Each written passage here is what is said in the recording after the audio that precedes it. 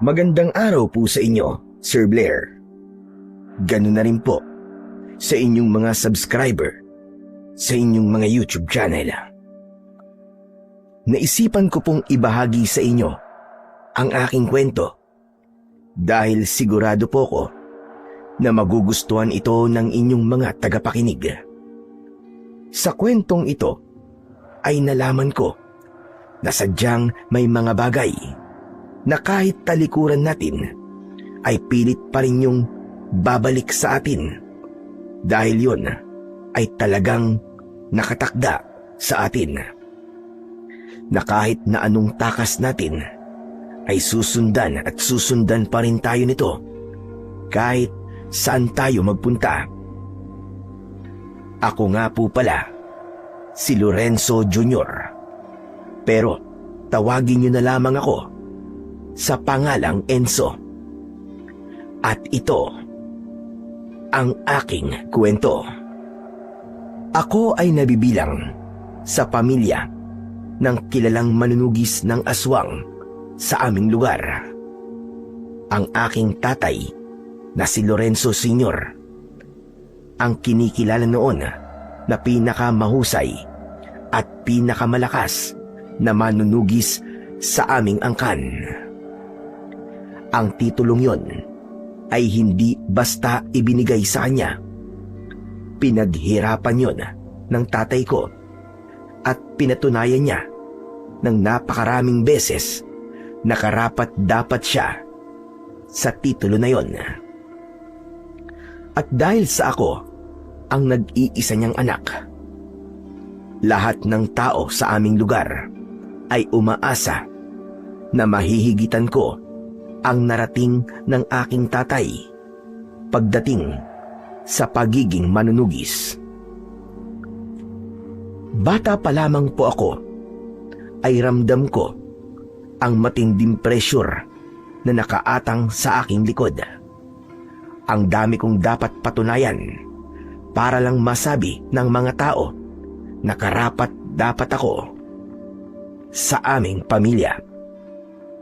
Masasabi ko na lumaki ako sa isang maginhawang buhay.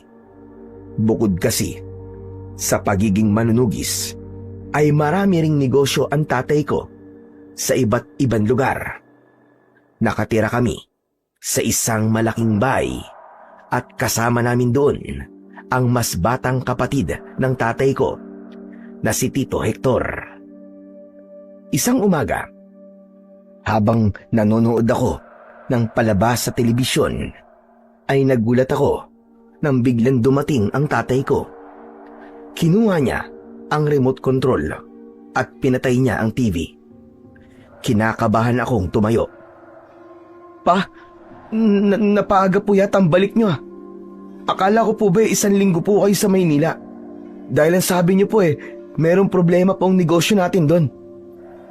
Hindi pwedeng di ako umuwi ngayon matapos kong malaman mula kay Isko ang ginawa mo kagabi. Totoo ba ang sinabi niya na hindi mo nagawang patayin ng aswang na namemerwisyo sa kabilang barangay? Totoo po ang sinabi ni Mang Isko. Pero nagawa ko naman pong sugatan ng aswang At mamayang gabi po, babalik po ko ron para tugisin ulit yung aswang. Ang usapan, papatayin mo ang aswang na yun at hindi basta susugatan lang. Hindi ka ba nahihiya sa ginawa mo? Nangako pa naman ako sa mga tao sa kabilang baryo na mabilis mong malulutas ang problema nila sa aswang. Sinabi ko sa kanila na kayang-kaya mo yun. Pero ano to? Anong ginawa mo? Halos 1 linggo na simula na nagsimula ka sa pagtugis sa aswang na yun. Pero hanggang ngayon ay hindi mo pa rin siya nagagawang patayin. Pasensya na po, Papa. Ginagawa ko naman po ang lahat para mapatay ko na po yung aswang. Kaya lang, masyado po siyang mailap at mautak Palagi po niya ako natatakasan. Kung ginagawa mo ang lahat, dapat ay patay na siya ngayon. Kulang pang ginagawa mo, Enzo. Mukhang kulang pang pagsasanay na ginawa ko sa'yo mula nung bata ka pa. O baka naman masyado kang nagiging pabaya. Siguro ay iniisip mo na wala kang dapat patunayan dahil anak kita. Tama ba ako? Hindi po. Hindi ko po iniisip yung ganyan. Alam ko po na gaya nyo, ay kailangan kong paghirapan ng lahat para marating ko rin po ang narating ninyo. Hindi mo lang dapat marating kung nasan ako ngayon, Enzo. Dapat mo akong mahigitan. Kailangan makita ng lahat ang husay mo sa pakikipaglaban sa mga aswang. Hindi ako papayag na ikaw ang magdadala ng kahihiyan sa angkan natin. Mamayang gabi, ang gusto ko ay mapatay mo na ang aswang na yon. Nagkakaintindihan ba tayo? Pero hindi ko po alam kung aatake siya mamayang gabi. Pues gumawa ka ng paraan. Kung kinakailangan na suyurin mo ang bawat sulok ng kabilang barangay para lang malaman mo kung saan siya nagtatago, ay gawin mo. Sige po. Nangangako po ako. Mamayang gabi po ay papatayin ko na po yung aswang sa kabilang barangay. Huwag kang mangako. Gawin mo. Tandaan mo, hindi lang ang reputasyon mo nakasalalay dito, kundi ang reputasyon ko at ng buong angkan natin. Kailangan mong patunayan sa lahat na karapat-dapat ka sa pamilyang ito. Opo, Papa. Naiintindihan ko po. Pasensya na po. Pailalim akong tinignan ni Papa. Pakiramdam ko tuloy ng sandaling yon ay napakaliit ko at wala akong kwentang tao. Hanggang sa nagtungo na siya sa ikalawang palapag ng aming bahay. Maya-maya pa ay napapitlag ako nang marinig ko ang malakas na pagsarado ng pinto ng kwarto ng tatay ko. Nakaramdam ako ng lungkot bilang anak ng isang mahusay na manunugis. Pakiramdam ko ay binibigo ko ang tatay ko sa aking ginagawa. Pakiramdam ko ay hindi ko magagawang higitan ang mga nagawa niya bilang isang manunugis. Lumabas ako ng aming bahay. Nagtungo ako sa likod kung saan naroon ang hardin ng aking namayapang ina. Noong buhay pa ang nanay ko, ay paborito niya ang lugar na yon. Kahit maghapon siya roon, ay tila hindi siya nagsasawa. Maya-maya pa ay may tumapik sa balikat ko. Paglingon ko ay napangiti ako nang malaman ko kung sino ang naroon. Ikaw lang pala, Tito Hector. Akala ko kung sino na eh. Ano't mag-isa ka rito? Gusto ko lang pong mag-isip. Alam mo, Tito, nung buhay pa po si Mama, nagtataka ako kung bakit nakakatagal siya sa lugar na to ng mahabang oras. Ngayon ay naiintindihan ko na siya. Mas payapa pala rito sa hardin kaysa sa loob ng bahay. Mukhang namimiss mo na naman ang mama mo ah. Maiba ako. Bumalik na pala si Kuya Lorenzo. Akala ko pa naman ay magtatagal siya ron sa Maynila. Yan nga rin po ang akala ko eh. Kaya nagulat po ako nang biglang dumating si Papa. Pasensya ka na, pero narinig ko ang mga sinabi niya sa'yo. Mukhang bumalik lang pala siya dito para pagalitan ka. Kaya nga po eh. Pero naiintindihan ko naman kung bakit po siya galit sa akin. Pero hindi ko lang maintindihan kung bakit parang hindi nakikita ni Papa yung magagandang bagay na nagagawa ko. Para bang puro mga kamalian ko na lang ang nakikita niya. Sandali, ano bang mga kamalian ang tinutukoy mo? Yung ba nangyari kagabi sa kabilang barangay? Yung nakipaglabang ka sa aswang, pero nakatakas at hindi mo nagawang patayin? Yun na nga po, Tito. Kasalanan ko rin naman po kasi nangako po ako kay Papa na mabilis ko lang po mapapatay yung aswang. Pero halos mag-iisang linggo na hindi ko pa rin nagagawa. Ba syempre, hindi lang po ako mapapahiya, kundi pati na rin po si Papa kasi anak niya ako. Baka isipin pa ho ng mga tao na hindi naging maganda ang pagsasanay niya sa akin dati. Alam mo, Enzo, sa totoo lang, para sa akin wala kang kasalanan dun eh. Magkakaroon ka lang ng kasalanan kung hindi mo ginawa lahat na makakaya mo para patayin ang aswang sa kabilang barangay. Pero alam ko, na gabi-gabi mong sinusubukan patayin yung aswang. Mabuti ka pa, Tito. Ganyan ang sinasabi mo sa akin. Si Papa kasi iba eh. Pakiramdam ko tuloy, kahit anong gawin ko, ay hindi niya ako pupurihin. Ay nako, ewan ko ba naman dyan kay Kuya Lorenzo? Dapat nga, siya pa ang mas nakakaunawa sa'yo eh. Dahil pinagdaanan din niya ang pinagdadaanan mo ngayon. Kahit naman nung binata pa siya eh, hindi agad siya naging magaling sa pagtugis ng mga aswang eh. Dumaan din siya sa napakaraming kabiguan. Napaka-imposible naman na maging magaling ka kagad lalo na't bata ka pa. Pero ito lang ang masasabi ko sa'yo, Enzo. Ipinagmamalaki kita. Dahil nakikita ko kung gaano ka kaseryoso at determinado sa ginagawa mo. Para sa akin ay sapat na yun. At hindi mo na kailangang patunayan ang sarili mo. Maraming salamat po, Tito. Mabuti pa po kayo. Kasi naiintindihan niyo ako. Yun na lang ang nasabi ko. Dahil alam ko na kung magsasalita pa ako ng mahaba, ay hindi ko na mapipigilan ang aking luha. Sa kabila ng maigpit na pagpapalaki ni Papa sa akin, ay masasabi ko na maswerte pa rin ako dahil meron akong Tito Hector. Mula kasi nung bata pa ako, ay siya na ang nagpapalakas ng loob ko. Sa tuwing napapagalitan ako ni Papa, ay agad siyang lumalapit sa akin para pagaanin ang aking loob. Kinagabihan, sa hapunan ay dumating si Mang Isko para sumalo sa amin. Si Mang Isko ay kaibigan ni Papa ng matagal ng panahon. Bata pa lang ako ay nakikita ko na silang magkasama palagi. Kumbaga, malaki ang tiwala ni Papa kay Mang Isko. Nung una, ay tahimik lang kami na kumakain. Hanggang sa binasag na ni Papa ang katahimikan na yon. Pagkatapos natin magapunan, ay maganda ka na sa pagpatay mo sa aswang sa kabilang barangay, Enzo.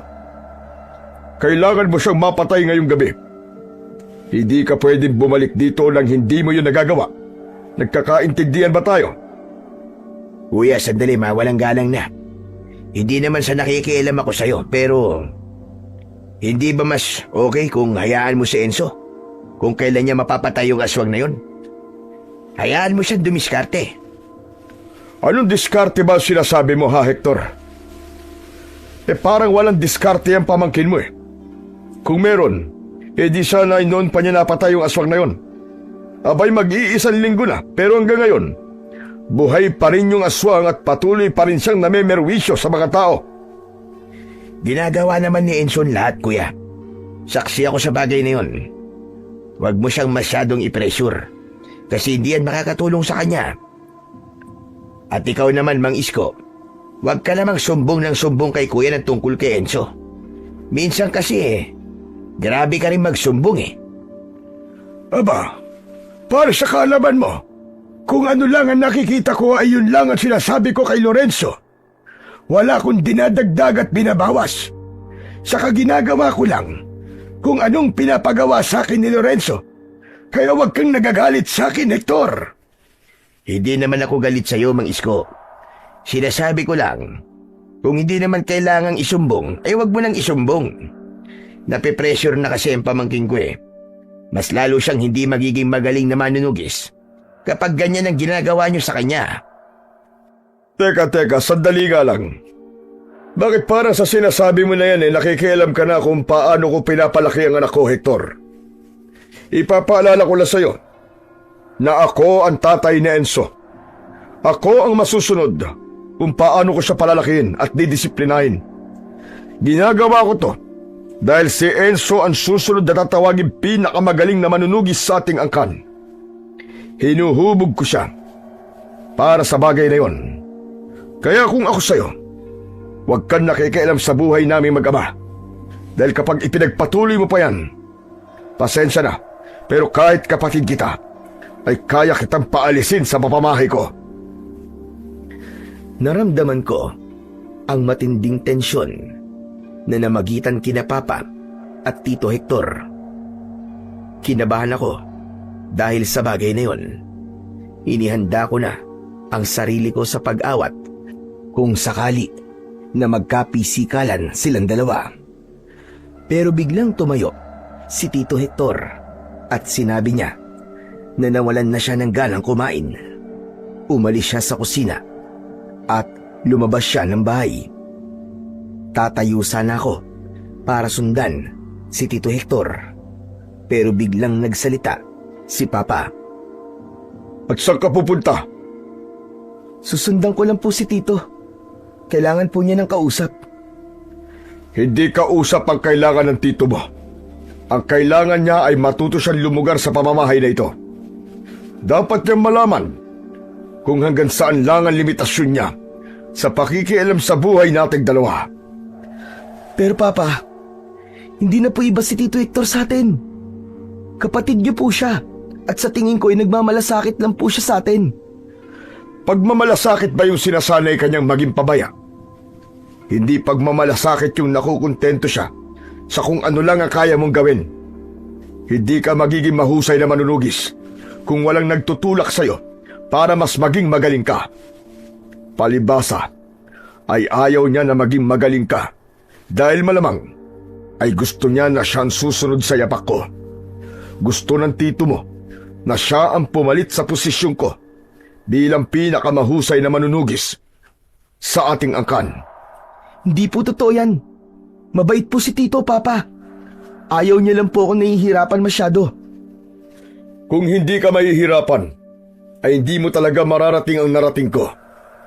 Kung palagi mong pipiliin ang komportableng buhay, ay hindi ka magiging matatag. Kaya bumalik ka sa upuan mo at tapusin mo ang pagkain mo. Nang dahil sa ayokong mas lalong magalit si Papa sa akin, ay bumalik na lang ako sa aking upuan at tahimik kong ipinagpatuloy ang aking pagkain. May awa akong naramdaman para kay Tito Hector dahil para sa akin ay hindi siya dapat pagsalitaan ng masakit ni Papa, lalo na't napakabait niyang tao. Pagkatapos ng hapunan ay nagpahinga lang ako sandali at pagkatapos ay nagsimula na akong maganda para sa pagpunta ko sa kabilang barangay upang tugisin ang aswang. Habang naghahanda ako ng gagamitin kong sandata, ay lumapit naman sa akin si Mang Isko. Galit ka ba sa akin, ha Enzo? Bakit naman po ako magagalit sa inyo? Dahil sa sinabi ko sa tatay mo na hindi mo pa rin napapatay yung aswang. Ayos lang po yun. Nagsabi lang naman po kayo ng totoo kay Papa eh. Saka si Papa po nag-utos sa inyo na sabihin sa kanya ang mga ginagawa ko rito habang wala siya. Enzo, iyo, alam kong nagtataka ka kung bakit masyadong maigpit sa'yo si Lorenzo. Gusto kong malaman mo na kahit ganun siya sa'yo, ay mahal na mahal ka niya. Gusto lang niya na ipagpatuloy mo kung ano ang nasimulan niya. Mataas ang pangarap niya para sa'yo. At ang ginagawa niya ay para maabot mo ang pangarap niya na yon. Hindi lang naman po ang pangarap niya para sa akin ng mataas eh, kundi pati na po ang expectation niya sa akin. Ang gusto yatang mangyari ni Papa ay maging kasing husay ko na siya kagad kahit nasa ganitong edad pa lang ako. Hindi ba niya kaya maghintay na posibleng balang araw gagaling din ako sa pakikipaglaban sa mga aswang? Hindi yung parang minamadali niya ako. Mahirap talaga ang pinagdadaanan mo. Alam naman yan ni Lorenzo dahil napagdaanan niya na yan noon. Saksi ako kung paano siya maliitin noon ng lolo mo dahil madalas talaga ay pumapalpak siya. Pero hindi sumuko ang tatay mo. Mas lalo siya nagpursige hanggang sa marating na niya ang estado niya ngayon bilang pinakamalakas na manunugis ng inyong pamilya. Sige po, kailangan ko na pong umalis. Pasensya na po. Kung hindi ako pwede makipag-usap sa inyo na matagal dahil may kailangan pa po akong gawin eh. Naiintindihan ko. Hala, sige, mag-iingat ka. Ipagdadasal ko na sana ay mapatay mo na ang aswang sa kabilang barangay. Matapos kong makipag-usap kay Mang Isko, ay umalis na ako. Nagtungo ako sa kabilang barangay habang may dala kong itak at buntot ng pagi. Umasa ako na mapapatay ko na ang aswang sa gabing yon upang matuwa naman si Papa sa akin. Sa kasamaang palad, nabigo na naman akong patay ng aswang. Nalaman ko na nagtatago siya sa gubat, pero nang nagkaharap kami, ay nagawa na naman niyang makatakas. Nasugatan pa nga niya ako sa braso, kaya habang naglalakad ako pauwi sa bahay, ay duguan ako. Madaling araw na nang nakauwi ako sa bahay. Pagpasok ko sa sala, ay nakita ko si Tito Hector na nakaupo sa sopa. Agad siyang tumayo para salubungin ako. Kahit paano, ay natuwa ako dahil alam kong hinintay niya ang aking pag-uwi. Inalalayan niya ako papunta sa kusina. Pinaupo niya ako roon at may pag-aalala niya akong kinausap. Oh, ano yan? Ano nangyari sa'yo? Mukhang ang lalim ng sugat mo sa braso ah. Tito, nakalmot po ako ng aswang eh. Tapos nakatakas na naman po siya. Nabigo po ulit akong patayin siya. Ayos lang yan. Marami pa naman pagkakataon. Ang importante ay buhay at ligtas kang nakabalik dito. Sa inyo po ayos lang, Tito. Pero kay Papa, panigurado pong hindi. Magagalit na naman po siya sa akin kapag nalaman niyang pumalpak na naman ako. Huwag mo munang isipin ng papa mo. Sandali lang, dito ka lang ha. At kukuha lang ako ng panlinis sa sugat mo. Sandali akong iniwan ni Tito Hector. Habang wala siya, ay napatulala ako sa kawalan. Labis ang panliliit na nararamdaman ko. Sigurado ko na kapag nalaman ni Papa na nabigo ulit akong patayin ng aswang sa kabilang barangay, ay magagalit na naman siya. Natakot ako na baka sa pagkakataong yon ay tuluyan ng mawalan ng tiwala si Papa sa akin. Pagbalik ni Tito Hector ay may dala na siyang alkohol at bulak. Inilapag ko sa lamesa ang braso kong may sugat at sinimulan na yung linisin ni Tito Hector. Ramdam ko ang hapdi, pero walang kahit na konting reaksyon ang aking muka. Mas nanaig kasi ang kaba ko sa sasabihin ni Papa sa akin. Parehas kaming napalingon ni Tito Hector sa may hagdan nang narinig namin ang mabigat na hakbang ni Papa. Pababa siya ng hagdan. Seryoso ang mukha niya nang lumapit siya sa amin. Papa? Nasugatan ka na naman. Isang aswang lang ang kalaban mo, pero nagagawa ka pa rin niyang sugatan. Kuya, hindi ba pwedeng mag-alala ka naman sa anak mo? Nakita mo na nga ang lalim ng sugat niya eh. Bakit ko kailangan mag-alala? Gayong buhay pa naman siya. Napakalayong maging dahilan ng kanyang kamatayan ang sugat na yan sa braso. Ngayon, Enzo, sabihin mo sa akin na nagawa mo ng patayin ng aswang. Hindi agad ako nakapagsalita. Napayuko ako.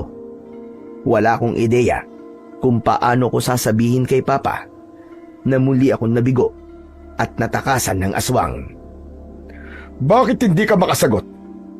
Huwag mong sabihin na hanggang ngayon ay buhay pa rin ang aswang na yon. Sandali lang, kuya. Kung maaari, mamayang umaga mo na lamang kausapin si Enzo tungkol sa bagay na yan. Pagod na pagod pa siya. Hayaan muna natin siya makapagpahinga. Sigurado ako na sa sandaling ito ay magulo pa ang isip niya. Manahimik ka. Hindi ikaw ang kinakausap ko. At bakit ako mananahimik kung masyado mong pinipresyo ng pamangkin ko? Pamangkin mo lang siya, Hector. Ako anak ko siya. Kung merong mas may karapatan, ako yun at hindi ikaw. Hindi ko sinasabi na mas may karapatan ako kay Enzo. Ang gusto ko lang naman sabihin, maging maluwag ka naman sa kanya kahit papano. Hindi na siya bata. Bakit hindi mo siya hayaan na gawin ang gusto niya? Bakit nung bata pa ba siya, ay tinanong mo siya kung gusto niya maging kagaya mo? Hindi naman, di ba? Basta mo na lamang isiniksik sa utak niya na dapat ay maging isa rin siyang manunugis na kagaya mo. Hindi mo nga tinanong kung anong gusto niya. Nasa tiyan pa lang si Enzo ng nanay niya, ay nakatakda na siyang maging isang mahusay na manunugis. Ano bang gusto mo mangyari? Maging kagaya mo sa Enzo? Na kahit anong gawin, ay hindi naging kasing galing ko pagdating sa pakikipaglaban sa mga aswang, ganun ba? Nang sandaling yon, ay hindi ko na napigilang tumayo at pumagitna kina Papa at Tito Hector. Natakot ako na baka magkasakitan sila kapag mas tumindi pa ang kanilang pagtatalo. Tama na po! Tumigil na po kayong dalawa. Pa, sasabihin ko na po ang nangyari. Nabigo po ulit akong patayin yung aswang Patawarin niyo po ako. Anong sinabi mo? Wala kang dapat na ihingi ng tawad, Enzo. Alam kong ginawa mo ang lahat ng makakaya mo at sapat na yon. Kaya hindi nagpupursige na maging magaling na manunugis ang anak ko ay dahil sa mga sinasabi mo sa kanya. Hindi pwedeng ginawa niya lang ang makakaya niya. Dapat ay mas sigitan niya kung ano ang kaya niyang gawin. Huwag na po kayo mag-away ng dahil sa akin, Pa, Tito. Nangangako po ako sa inyo na sa susunod, papatayin ko na po ang aswang na yon. Hindi na. Itigil mo na ang kalokohang ginagawa mo. Ako na ang papatay sa aswang na yon. Nakakahiya na sa mga tao sa kabilang barangay. Paniguradong iniisip nila na mahina ang anak ko dahil halos 1 linggo na niyang tinutugis ang aswang, hindi niya pa rin yun mapatay-patay. Galit na tumalikod si Papa. Mabigat ang mga hakbang niya nang umakyat siya sa hagdan. Gusto kong umiyak ng sandaling yon, pero pinigilan ko ang aking luha. Ayokong magpakita ng kahinaan kahit na kanino.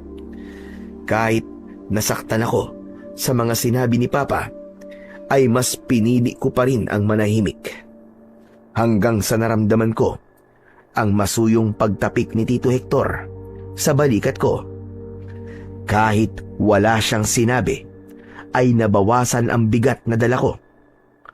Para sa akin, ay maswerte pa rin talaga ako dahil merong isang tao na nakakaintindi at umuunawa sa akin. Matapos yun, ay nagkulong na lang ako sa aking kwarto. Itinulog ko na lang ang sama ng loob ko. Nang dahil sa pagod sa nakaraang gabi, ay hapon na nang nagising ako. Paglabas ko ng kwarto, ay may naamoy akong mabangong niluluto sa kusina. Dahil sa gutom na ako, ay nagpunta ako sa kusina para kumain. Naroon si Mang Isko. Nakaharap siya sa lutuan at meron siyang hinahalo. Lumapit ako sa kanya at sinilip ko ang kanyang niluluto. Ang sarap naman po niyang niluluto niyo, Mang Isko. Ginataang halo-halo sa kambango. Nilagyan ko kasi ito ng dahon ng pandan kaya mabango. Nag-request kasi ang tatay mo na magluto ko nito para sa merienda. Malapit na po ba yung maluto, Mang Isko? Oo, malapit na ito. Pinapakulo ko lang ng gusto, tapos ay okay na ito. Bakit, Tio? Nagugutom ka na ba? Opo, kagigising ko lang po kasi, kaya hindi po ako nakapag-almusal at tanghalian. Ganun ba? O siya, pwede naman na ito. Sige, kumuha ka ng mangkok mo at para makakain ka na. Agad akong kumuha ng mangkok at kutsara. Habang nilalagyan ni Mang Isko ng ginataang halo-halo o bilo-bilo ang mangkok ko, ay muli siyang nagsalita. Enzo, iyo, naikwento pala sa akin ng papa mo na hindi mo na naman napatay kagabi ang aswang. Ang sabi niya sa akin ay siya na ang tutugis sa aswang na yon.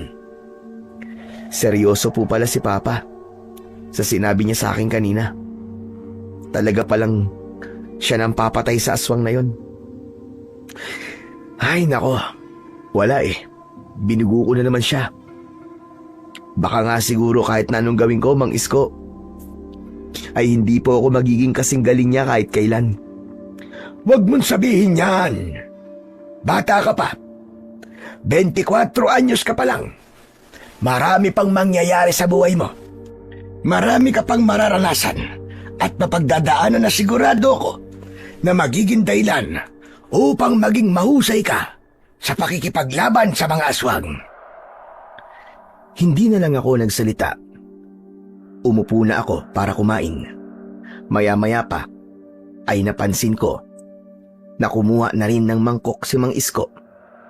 Nilagyan niya yon ng ginataang halo-halo. Ipinatong niya sa isang tray ang mangkok at naglagay na rin siya roon ng isang baso ng tubig.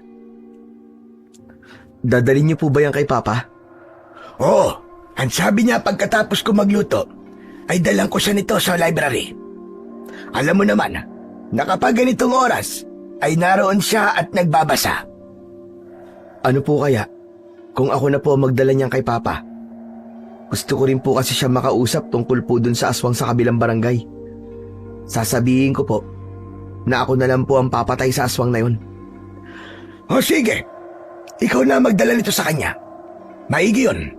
Baka sakaling medyo lumamig ang ulo niya sa'yo. Iniwan ko muna ang kinakain ko at kinuha ko kay Mang Isko ang tray. Umakyat ako sa ikalawang palapag ng aming bahay kung saan naroon ang library ni Papa. Naglakad ako hanggang sa narating ko ang nag-iisang pinto na nasa dulo. Marahan akong kumatok at nang narinig ko na sinabi ni Papa na bukas ang pinto, ay saka ko yun binuksan. Nakaupo si Papa sa lounge chair habang nagbabasa ng aklat. Hindi siya tumingin sa akin. Nakatutok ang atensyon niya sa kanyang binabasa. Inilapag ko ang tray sa lamesang nasa tabi niya. Umangat ang mukha niya at bahagya siyang nagulat nang malaman niya na hindi si Mang Isko ang nagdala ng pagkain sa kanya. Hindi ko muna kinausap si Papa. Naglakad-lakad ako sa library habang nag-iipon ako ng lakas ng loob para kausapin siya. Nagkunwari ako na nagtitingin-tingin ng mga aklat na maayos na nakalagay sa bookshelves. Isang malaki at makapal na Biblia ang nakita ko na nasa pinakasulok ng isang bookshelf. Kukunin ko sana yon, pero nagulat ako nang biglang nagsalita si Papa. Ano pang ginagawa mo rito? Hindi ba naibigay mo na sa akin ang pagkain ko? Pwede ka na lumabas. Sandali lang po, Pa. May napansin lang po kasi ako. Kapag po kasi nagpupunta ako rito, palagi ko po nakikita tong Bible dito. Pero hindi ko po kayo nakikitang binabasa niyo to. Porke hindi mo ako nakikitang binabasa yan, ibig sabihin ay hindi ko na yan binabasa. Sige na, lumabas ka na. Gusto ko mapag-isa. Pa, ang totoo po niyan eh. Gusto ko po kayo makausap. Gusto ko pong sabihin na sana eh, bigyan niyo pa po ako ng isa pang pagkakataon para patayin po yung aswang sa kabilang barangay. Napakaraming pagkakataon na ang ibinigay ko sa'yo. Tama na yon. Ako na ang tutugi sa aswang na yon. Kahit huling pagkakataon na lang po, Pa. Nangangako po ako sa inyo na magtatagumpay na po ako. Ilang beses ko nang narinig yan sa'yo, Enzo. Tama na. Ako na lang ang tatapos sa bagay na yan na dapat ay matagal mo nang tinapos. Sige na, lumabas ka na. Dahil kahit na anong sabihin mo, ay hindi na magbabago ang desisyon ko. Bumagsak ang balikat ko. Naramdaman ko na tila wala ng tiwala si Papa sa akin pagdating sa pagtugis sa mga aswang. Nagpaalam na ako sa kanya Lalabas na sana ako ng library, pero natigilan ako nang nakita ko na nakapatong sa lamesa kung saan ko ipinapatong ang tray, ang isang bagay na alam kong napakahalaga sa pamilya namin. Yun ay ang gintong kaliskis ng dragon. Ayon kay Papa, ang bagay na yon ang pinakamalakas na agimat na panlaban sa mga aswang na meron ang aming pamilya. Nang panahon na yon ay si Papa ang nagmamay-ari nun. Base rin sa kwento niya sa akin noon, nagmula pa yon sa aming mga ninuno. Hindi ko alam kung totoong kaliskis nga yun ng dragon, pero parang kaliskis kasi talaga ang itsura nun. Isa yung uri ng agimat na nasaan yung kwintas. Lumapit ako kay Papa para mas makita ko nang malapit ang gintong kaliskis ng dragon. Nakataas ang 2 kilay na tumingin si Papa sa akin. Ang akala ko ba'y lalabas ka na? Sandali lang po, Pa. Nakita ko po kasi na inilabas niyo po ang gintong kaliskis ng dragon. Sa pagkakatanda ko po, pangalawang beses ko pa lang po na nakikita yan. Ang una po ay nung bata pa ako. Naalala ko po na ikinuwento niyo po sa akin ang tungkol sa agimat na yan. Sinabi niyo rin po sa akin na kapag dumating po ang tamang panahon, ay ipapasa niyo po sa akin ang bagay na yan. Sa totoo lang, ay hindi na ako sigurado kung ipagkakatiwala ko pa ba ang agimat na yan sa'yo. Dahil po ba sa palagi na lang po akong palpak? Alam mo naman pala ang sagot. Pero bakit po, Pa? Di ba ako po ang nag-iisa niyong anak? Kaya hindi po ba dapat sa akin niyo po yan ipapamana? Ikaw ang lumagay sa aking katayuan. Isipin mo na may anak kang kagaya mo. Sa tingin mo ba, ay pagkakatiwala mo sa kanya ang isang napakalakas na agimat? O di ba? Hindi mo masagot ang tanong ko. Alam ko na parehas lang tayo ng gagawin. Ibig po bang sabihin, hindi niyo po ipapamana sa akin ang gintong kaliskis ng dragon? Tatapatin kita. Sa ngayon, ay hindi ko pa nakikitang handa ka para gamitin ang agimat na yan. Kung gaano kalakas ang kapangyarihan niyan, ay ganon din kabigat ang responsibilidad na kailangan mong pasanin habang ikaw ang nangangalaga niyan. Pero sa sandaling makita ko na handa ka na, ako mismo ang magbibigay niyan sa'yo.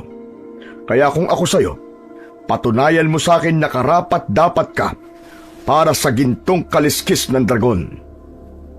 Sa huling sandali, ay sinulyapan ko ang gintong kaliskis ng dragon dahil hindi ko na alam kung kailan ko ulit yun makikita. Wala kasi akong ideya kung saan yun itinatago ni Papa. Aniya, tanging ang tagapangalaga lamang nun ang dapat na nakakalam kung saan yun nakatago. Hindi na ako nagtagal sa loob ng library at iniwan ko na roon si Papa. Bumalik ako sa kusina upang ituloy ang aking pagkain. At habang kumakain ako, ay isang panibagong bagay ang tumakbo sa aking isip. At yun ay ang patunayan kay Papa na karapat dapat ako na maging susunod na tagapangalaga ng gintong kaliskis ng dragon. Kinagabihan, matapos ang aming hapunan, ay naghanda na si Papa para sa pagtugis sa aswang sa kabilang baryo. Nang umalis siya, ay agad kong kinuha ang itak na ginagamit ko sa pakikipaglaban sa mga aswang. Naisip ko kasi na sundan si Papa at tulungan siya na tugisin yung aswang upang makita niya na may kakayahan pa rin ako pagdating sa pakikipaglaban. Paglabas ko ng bahay ay nagulat ako nang sumalubong sa akin si Tito Hector. Enzo, saan ka pupunta? Bakit may dala ka pang itak? Tito, Huwag niyo pong sasabihin kay Mang Isko ah. Susundan ko po kasi si Papa eh. Tutulungan ko po siyang tugisin yung aswang. Pero sa galing ng tatay mo sa pakikipaglaban sa aswang, ay hindi niya na kailangan ng tulong mo. Yun nga po eh. Naisip ko po kasi na tulungan si Papa o hindi kaya ay unahan siya sa pagpatay sa aswang para bumalik po ang tiwala niya sa kakayahan ko. Maganda yung naisip mo. Sige, hindi ko sasabihin kay Mang Isko yung plano mo. Kapag hinanap ka niya, sasabihin ko na natutulog ka na sa kwarto mo. Sana'y magtagumpay ka na sa pagkakataong ito. Matapos kong magpasalamat kay Tito Hector, ay umalis na ako. Nagpunta ako sa kabilang barangay. Napakatahimik doon at kahit isang tao ay wala na akong nakita na nasa labas. Tahimik akong naglakad at nakiramdam ako sa paligid. Hindi nagtagal ay may narinig akong malakas na pag-angil ng aswang. Sinundan ko ang sigaw ng aswang at nakarating ako sa masukal na bahagi ng lugar na yon. Nakita ko si Papa na nakikipaglaban sa aswang na ilang araw ko nang sinusubukang patayin. Sa kabila ng edad ng tatay ko, ay masasabi ko na maliksi pa rin siyang kumilos at malakas pa rin ang kanyang pangangatawan. Pero kahit alam ko na kayang-kayang patayin ni Papa ang aswang na yon, ay naisipan ko pa rin na tulungan siya. Mabilis akong tumakbo palapit sa aswang. Akmang tatagain ni Papa ang aswang, pero hindi niya yun naituloy dahil sa pagdating ko. Enzo, anong ginagawa mo rito? Tutulungan ko po kayo! Hindi ko na kailangan ng tulong mo. Malakas na napasigaw si Papa nang kalmutin siya ng aswang sa dibdib. Itinulak siya ng aswang at nang natumba siya sa lupa ay tumakbo palayo ang aswang. Sinubukan kong habulin ang aswang pero nawala na siya sa paningin ko at hindi ko na nalaman kung saan siya nagpunta. Nang balikan ko si Papa ay nakaupo siya sa lupa. Kinabahan ako dahil matalim ang tingin niya sa akin. Napansin ko rin ang mga taong nakatingin sa amin. Inilahad ko ang isa kong kamay para sana tulungan si Papa na tumayo, pero malakas niya yung tinabig at mag-isa siyang tumayo. Papa, sorry. Hindi ko naman alam na makakatakas yung aswang eh. Sa bahay na tayo mag-usap. Mas lalo ko natakot sa sinabi niyo ni Papa sa akin. Sigurado ako na sa sandaling yon ay galit na naman siya, pero hindi niya yon mailabas dahil sa mga taong naroroon. Lumapit si Papa sa mga tao at humingi siya ng paumanin dahil nakatakas na naman ang aswang.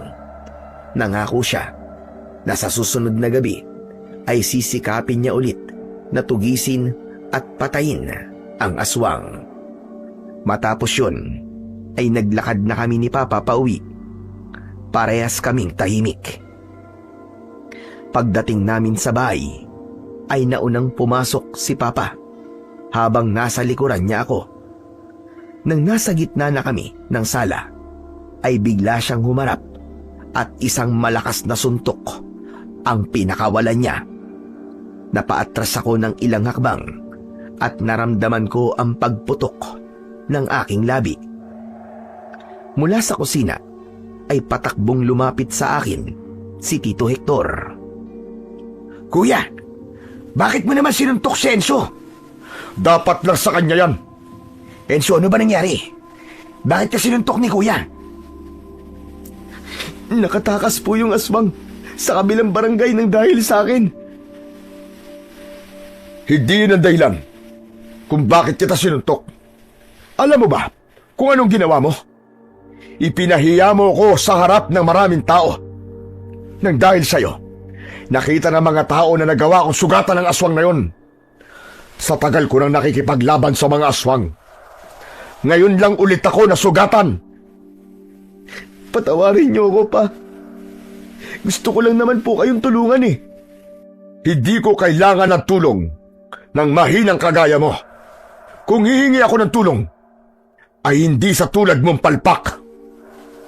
Pakiramdam ko ay paulit-ulit na sinaksak ang dibdib ko ng napakatalim na kutsilyo sa mga sinabi ni Papa.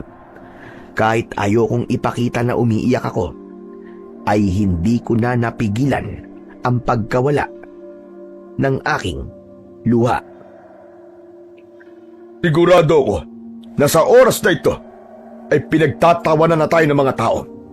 Iniisip nila na naturingan akong pinakamagaling na manunugis sa ating pamilya. Pero isang aswang lang ay nagawa akong sugatan. At ang mas matindi pa ron, ay natakasan pa niya ako. At yun ay dahil lahat sa iyo, Enzo. Nagsisisi ako kung bakit ko pa ipinagamit sa iyo ang aking pangalan. Kuya, tama na. Hindi na magandang lumalabas sa bibig mo. Bukas na kayo mag-usap. Palamigin mo muna ang ulo mo. Magsama kayong dalawang mahihina at palpak. Galit na umakyat si Papa sa kanyang kwarto, habang ako naman ay pilit na pinipigilan ang paggagulgol. Kumuha si Tito Hector ng isang baso ng tubig at pinainom niya ako. Magkatabi kaming umupo sa may sofa. Dapat pala'y pinigilan na lang kita kanina. Hindi sana ito nangyari. Wala kang kasalanan, Tito. Ako naman na may kagustuhan nun eh. Kasalanan ko yun kasi dapat ay hinayaan ko na lang sana si Papa na patayin yung aswang. Hindi na sana ako nakialam. Siguro nga ay may kasalanan ka. Pero hindi naman tama na pagsalitaan ka niya ng masasakit na salita. Naaawa ako sa iyo, Enzo. Alam ko na ginagawa mo ang lahat para may pagmalaki ka ni Kuya Lorenzo. Pero hindi niya yun nakikita. Ngayon ay malinaw na sa akin na hindi makikita ng tatay mo ang halaga mo hanggat hindi ka nawawala sa buhay niya. Anong ibig mong sabihin, Tito? Dapat ba mamatay na lang ako, ganon? Hindi. Ang ibig ko sabihin ay kung aalis ka sa bahay na ito. Pero Tito, hindi ko pwedeng iwan si Papa. Alam ko. Pero pansamantala lang naman. Hindi ba? Mayroong kasabihan na kapag palagi mong kasamang isang tao, ay hindi mo nakikita ang halaga nito at makikita mo lang ang halaga niya kapag nawala siya. Sa tingin ko, ay ganun ang dapat mong gawin. Sa madaling sabi, kailangan mong maglayas. Isipin mo, Enzo, kapag napagtanto ng tatay mo na kaya mo siyang iwanan, ay magkakaroon siya ng takot na hindi ka nababalik. Kapag wala ka na sa bahay na ito, ay dun lang niya mapagtatanto ang lahat ng mga pagkakamali niya, lalo na sa paraan ng pagtrato niya sa iyo. Sandali akong natigilan. Pinag-isipan ko ng gusto ang mga sinabi ni Tito Hector. Sa tingin ko tama ka, Tito. Baka nga kapag umalis ako rito, ay dun lang makikita ni Papa ang halaga ko. Pero, hindi ko naman po alam kung saan ako pupunta. Basta magpakalayo-layo ka muna rito. Huwag ka munang bumalik hanggat hindi nagbabago ang tatay mo. May telepono ka naman at nandun ang number ko. Tawagan mo lang ako palagi at ako na ang bahalang magsabi sa'yo sa mga nangyayari rito. Yung kotse ko, yun ang gamitin mo para mabilis kang makalayo rito. Mamayang madaling araw ka umalis habang tulog si Kuya Lorenzo. Yung susi ng kotse ay iiwan ko doon sa ilalim ng pinakamalaking paso sa labas. Maraming salamat, Tito. Pero Tito, bakit niyo po ito ginagawa? Bakit niyo po ako tinutulungan palagi? Dahil naniniwala ako sa kakayahan mo. Naniniwala ako na kaya mo maging susunod na pinakamahusay na manunugis sa ating pamilya. Ang kailangan lang ay paniwalaan ka ng mga taong malapit sa iyo, lalo na ang tatay mo. Bigla akong niyakap ni Tito Hector. Tinapik pa niya ang likod ko. Ibinulong niya sa akin na ipagdadasal niya ang kaligtasan ko habang wala ako sa aming tahanan. Nangako din siya na habang wala ako ay siya muna ang bahala kay Papa. Pagsapit ng 3:00 ng madaling araw, ay lumabas ako ng kwarto na bitbit ang isang traveling bag. Nakalagay doon ang aking mga damit at ilang personal na gamit. Tahimik akong lumabas ng aming bahay. Kinuha ko sa ilalim ng pinakamalaking paso ang susi ng kotse ni Tito Hector. Agad akong sumakay sa kotse na nakaparada sa labas ng bahay. Pag-upo ko sa driver seat, ay nakita ko ang isang puting sobre sa dashboard. Kinuha ko yon at nang buksan ko ay may laman yung pera. Sa labas ng sobre ay may nakasulat na gamitin ko ang pera na yon habang wala ako sa bahay. Napakabait talaga ni Tito Hector sa akin. Palagi na lang niya akong tinutulungan. Huwag kang mag-alala, Tito. Dahil hindi ko pababayaan ang sarili ko.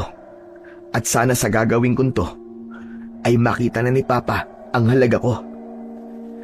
Binuhay ko na ang makina ng kotse at agad ko yung pinaandar. Mabigat man sa kalooban kong iwanan si Papa at umalis sa bahay nang hindi nagpapaalam sa kanya, ay alam ko na kailangan ko yung gawin para sa ikabubuti naming lahat. Mabilis na lumipas ang mga oras at napagtanto ko na 5 oras na akong nagmamaneo ng walang tigil. Kalat na ang liwanag sa paligid nang huminto ako sa isang gasoline station para magpakarga ng gas. Pagkatapos nun ay naghanap ako ng makakain ko. Nakakita ako ng isang karinderya at doon na lang ako kumain. Maya-maya pa ay muli akong nagmaneo nang walang siguradong pupuntahan. Ang tanging nasa isip ko lang ay ang makalayo sa bahay namin. Habang nagmamaneho ako, ay biglang tumawag sa cellphone ko si Tito Hector. Inihinto ko muna sa tabi ang kotse. Puro talahiban ang nasa magkabila ang kalsada at halos walang sasakyan ang dumadaan. Doon ko sinagot ang tawag ni Tito Hector. Hello, Tito? Ano na pong nangyayari dyan? Kanina ay hinanap ka ng tatay mo. Pero hindi ko pa nakikitang nag-aalala siya. Ang sabi niya, kung lumayas ka raw, ay wala raw siyang planong hanapin ka. Tito, hindi po kaya wala talagang pakialam si Papa sa akin? Ano kaya kung bumalik na lang po ako dyan? Kung babalik ka rito, sayang lang ang ginawa natin. Wala pa namang isang araw na wala ka rito eh. Siyempre sa una, baliwala lang kay kuya ang lahat. Pero kapag tumagal, sigurado ako na mag-aalala na yun sa'yo. Sana nga, Tito. O paano? Tawagan na lang kita ulit kapag may bago ng balita. Basta't mag-iingat ka ha. Matapos naming mag-usap ni Tito Hector, ay naisipan ko munang bumaba ng kotse para lumanghap ng sariwang hangin.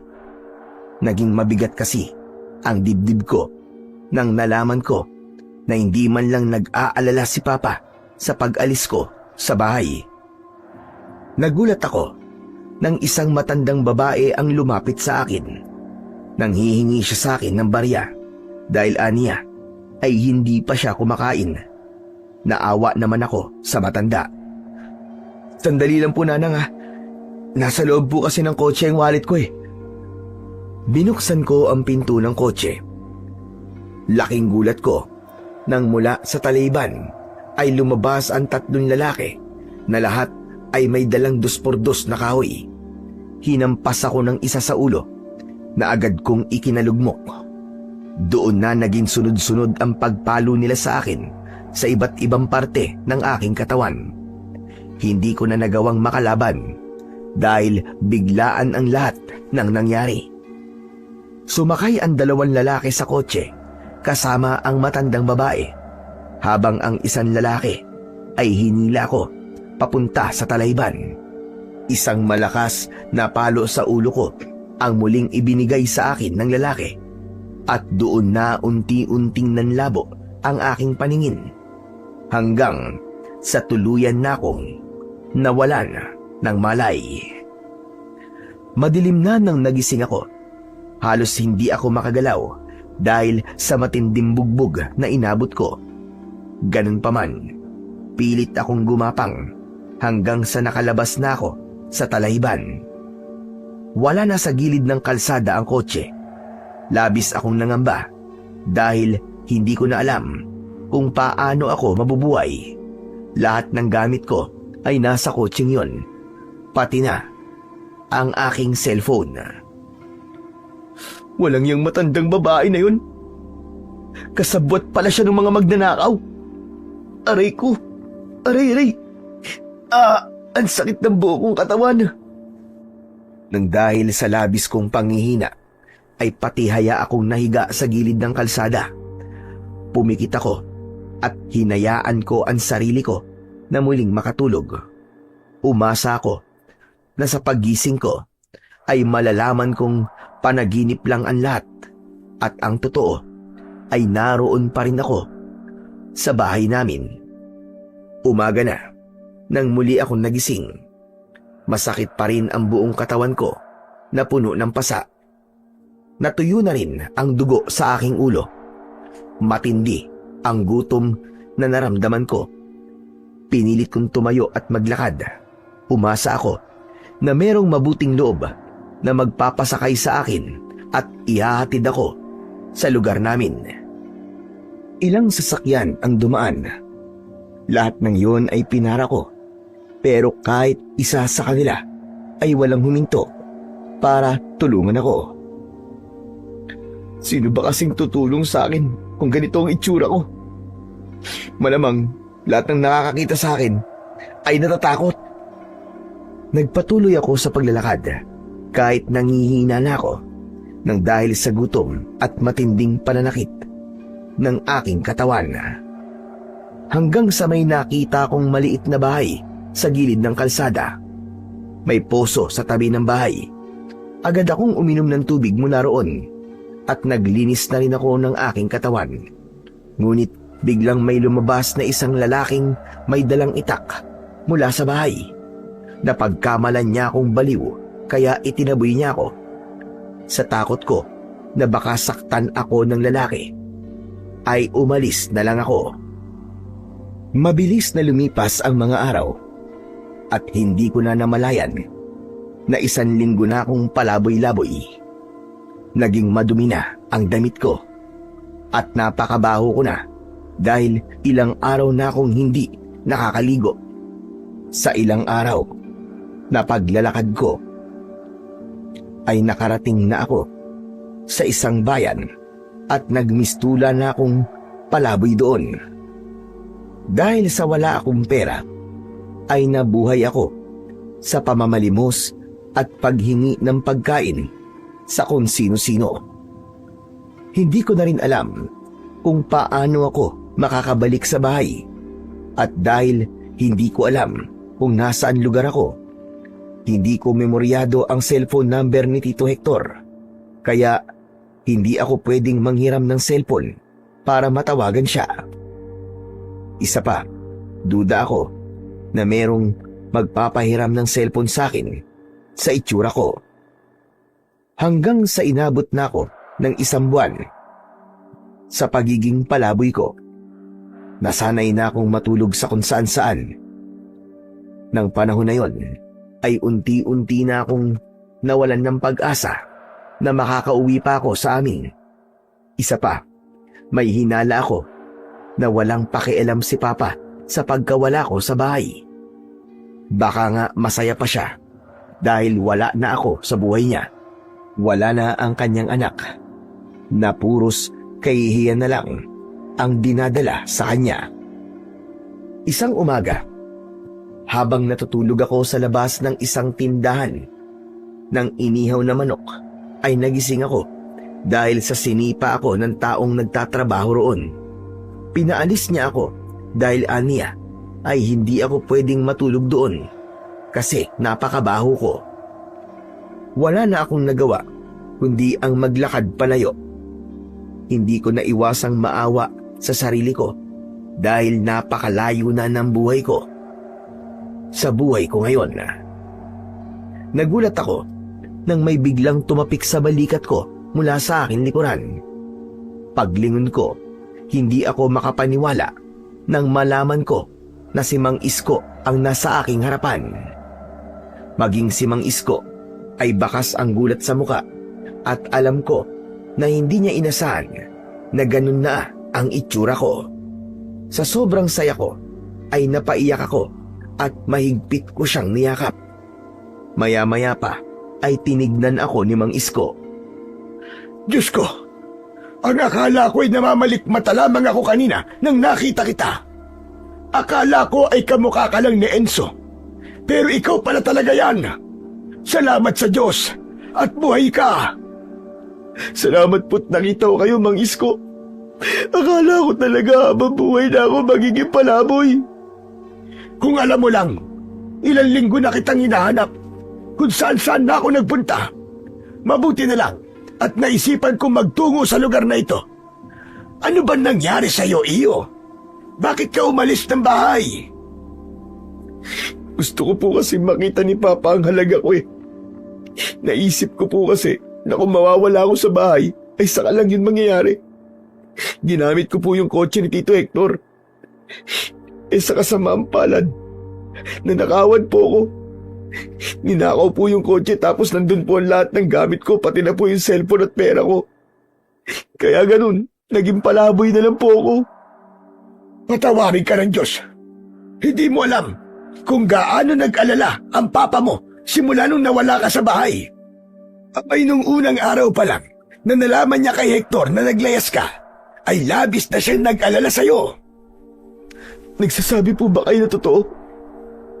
Parang hindi po ganyan ang sinabi sa akin ni Tito Hector. Ang sabi po niya nung tinawagan niya ako, ay hindi man lang daw po nag-alala si Papa sa akin. Hindi totoo ang sinabi niya. Pero Enzo, kailangan mo nang umuwi. Mang Isko, natatakot po ako kay Papa eh. Baka po pagalitan na naman niya ako eh. Kilala ko po siya. Kahit mapahamak ako, ay sisisihin pa rin niya ako. Kailangan mo nang umuwi.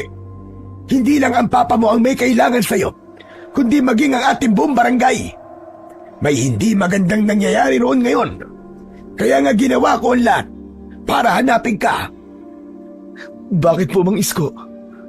Ano po ba nangyayari ngayon sa lugar natin? Hindi maganda, Enzo.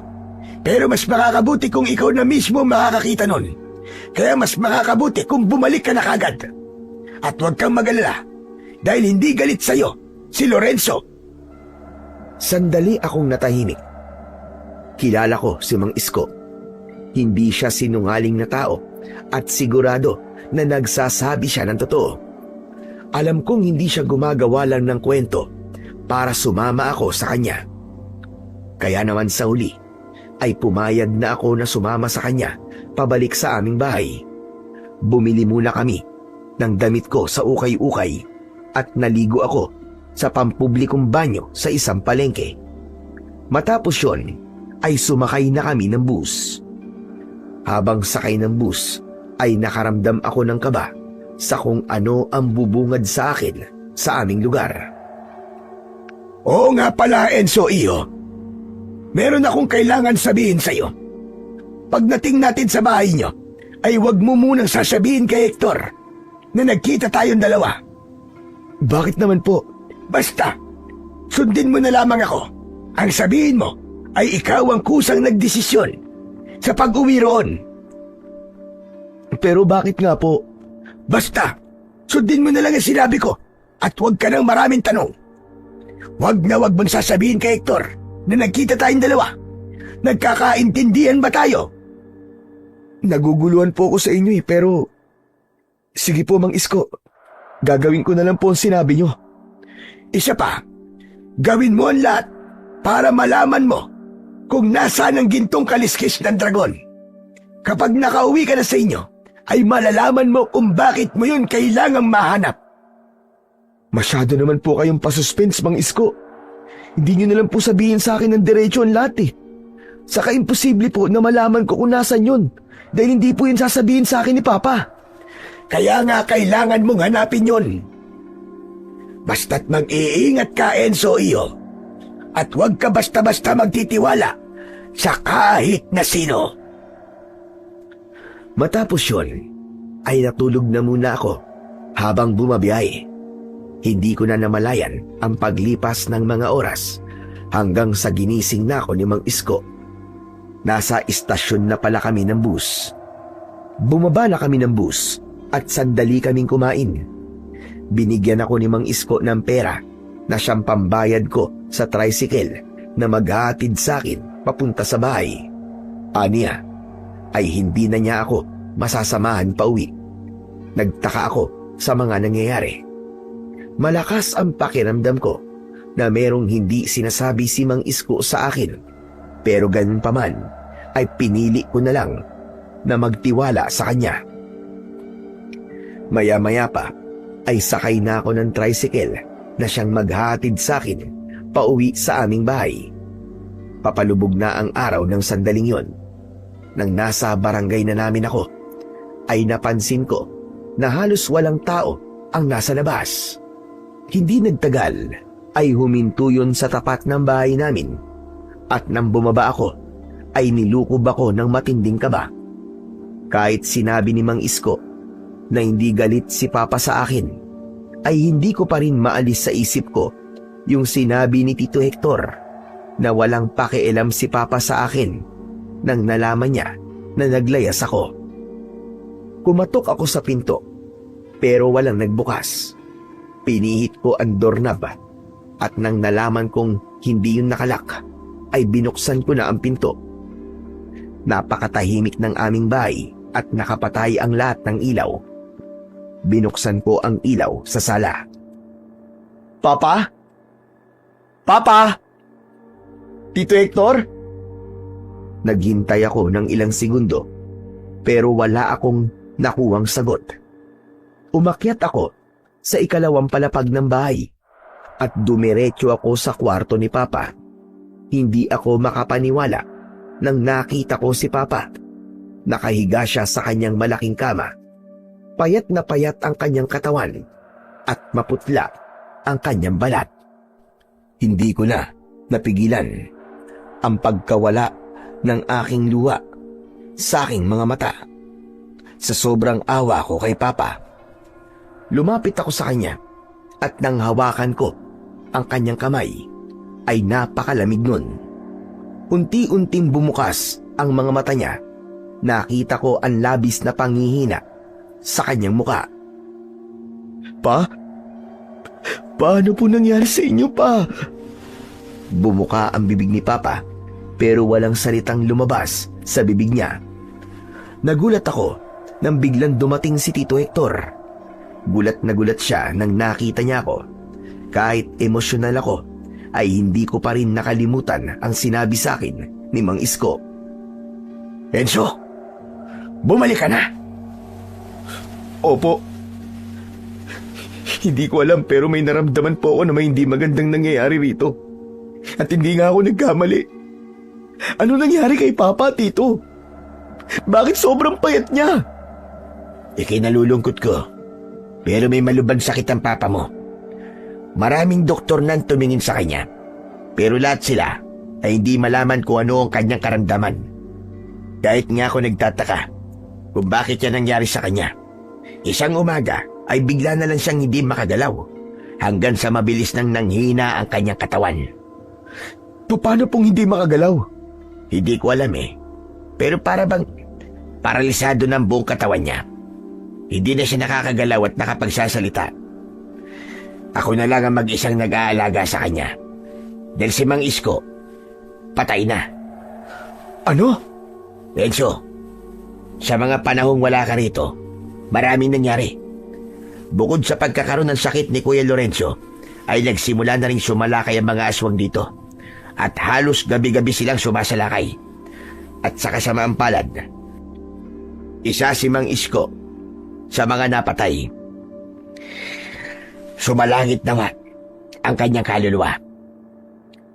Sandali ako natigilan. Hindi ako nag-alala tungkol kay Mang Isko dahil alam kong buhay na buhay pa siya. Ang hindi ko lang maintindihan ay kung bakit ayaw ipaalam ni Mang Isko kay Tito Hector na buhay pa siya. Hindi ko akalain na patay na si Mang Isko. Pero si Papa, mas makakabuti po siguro kung dalhin natin siya sa syudad. Maraming magagaling na doktor doon. Gustuin ko man na gawin yan, ay hindi pwede. Konting galaw lang sa katawan ni Kuya, ay nakakaramdam siya ng matinding sakit.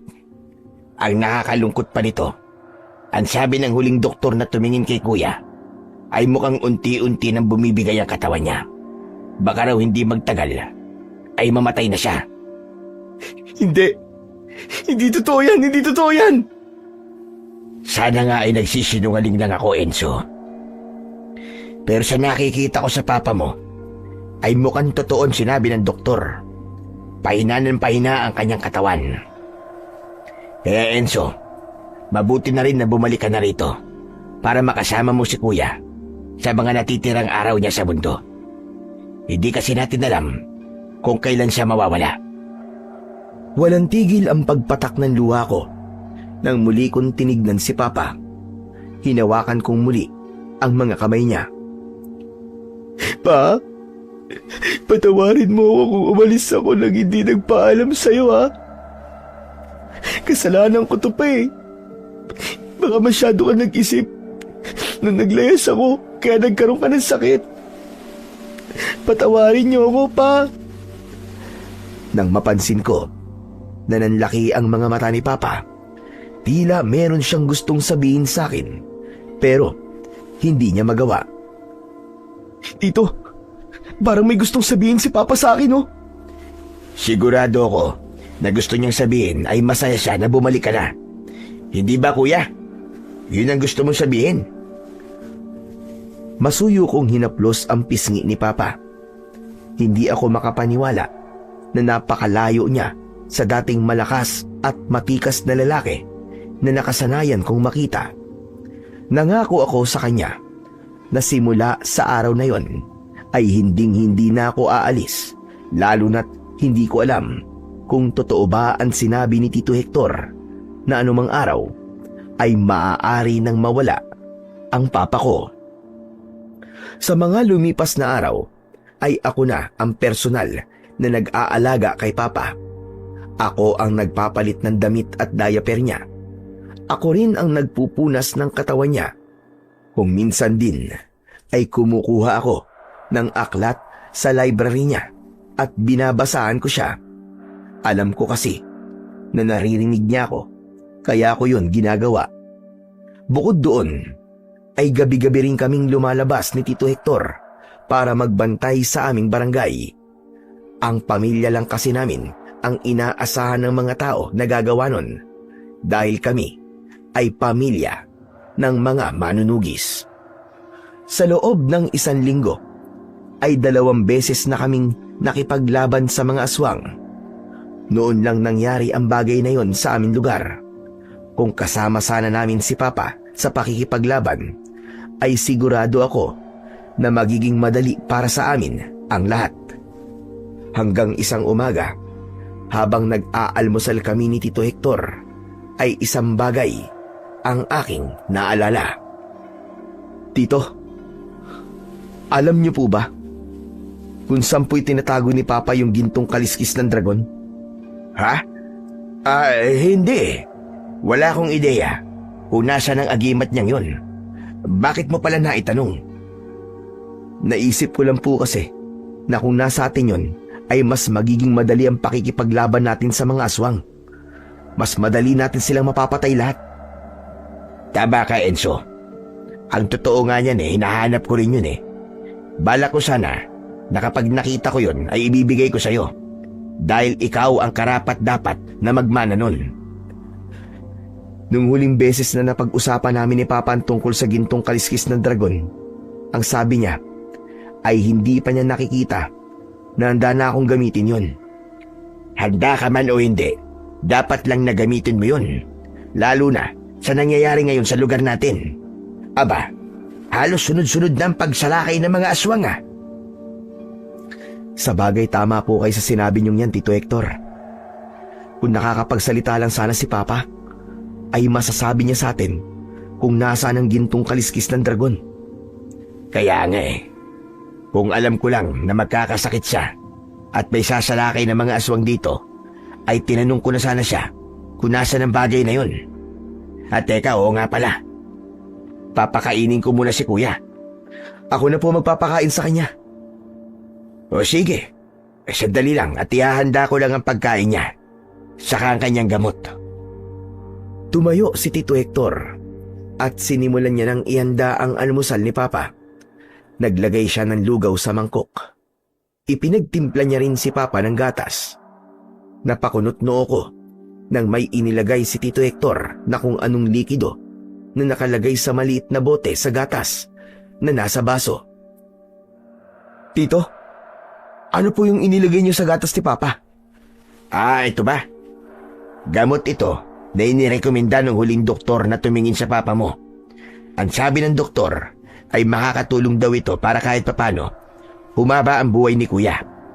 Pero gaya na sinabi niya, hindi pa rin mapipigilan ng gamot na ito ang tuloy-tuloy na paghina ng kanyang katawan. Sana naman po ay maging epektibo ang gamot na yan kay Papa. Sana nga. Heto na ang almusal ng papa mo. Pwede mo na itong dalhin sa kanya. Basta siguraduhin mo lang na mauubos niya mga ito Aalis din pala muna ako dahil may mga bibilin lang ako sa bayan. Sige po, Tito. Mag-iingat po kayo. Umakyat na ako sa kwarto ni Papa. Pagpasok ko ay ipinatong ko muna ang tray sa lamesang nasa tabi ng kama. Hinawi ko ang kurtina at binuksan ko ang bintana upang pumasok ang sariwang hangin. Matapos yun, ay umupo na ako sa tabi ng kama at sinimulan ko ng pakainin si Papa. Mabilis niyang naubos ang lugaw. Pero nang ang gatas na ang iinumin niya, ay hindi man lang niya ibinuka ang kanyang bibig. Ayaw niyo po ba ng gatas, Pa? Pero sabi po ni Tito, kailangan niyo po itong ubusin Lalo na inihalo niya po rito sa gatas niyo yung gamot niyo. Biglang nanlaki ang mga mata ni Papa at umungol siya na parang takot na takot siya. Alam ko na may gusto siyang sabihin pero hindi pa rin siya makapagsalita. O sige po, kung ayaw niyo po itong gatas wala pong problema. Hindi ko na po kayo pipilitin. Sige ibabalik ko lang po itong pinagkainan niyo sa baba. Tapos babalik po ulit ako dito para basahan po kayo ng libro. Lumabas ako ng kwarto ni Papa na dala ang tray. Pagdating ko sa kusina ay itinapon ko sa lababo ang gatas dahil malamig na yon. Pabalik na sana ako sa itaas nang biglang bumukas ang pinto sa likod ng bahay at pumasok si Mang Isko. Mang Isko, mabuti naman at nagpakita ulit kayo sa akin. Napakarami ko pong gustong itanong sa inyo. Pasensya ka na kung ngayon lang ako nagpakita sa iyo. Dahil ngayon lang ako nagkaroon ng pagkakataon.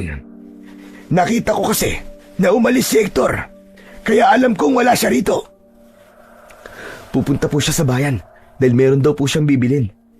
Alam nyo, isa po yan sa pinagtataka ko Ang alam po kasi ni Tito ay pinatay daw po kayo ng aswang. Bakit po ba ayaw niyong sabihin sa kanya na buhay pa kayo?